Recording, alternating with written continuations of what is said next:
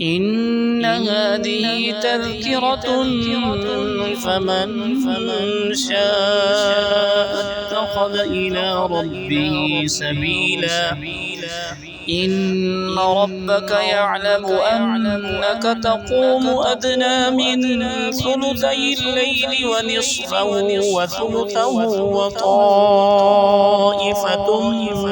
من الذين معك والله يقدر الليل والنهار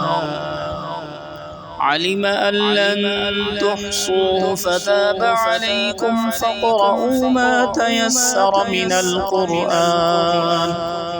علم أن سيكون منكم مرضى وآخرون يضربون في الأرض يبتغون من فضل الله وآخرون يقاتلون في سبيل الله فاقرؤوا ما تيسر منه وأقيموا الصلاة وآتوا الزكاة وأقرضوا الله قرضا حسنا وما تقدموا لأنفسكم من خير تجدوه عند الله هو خيرا وأعظم أجرا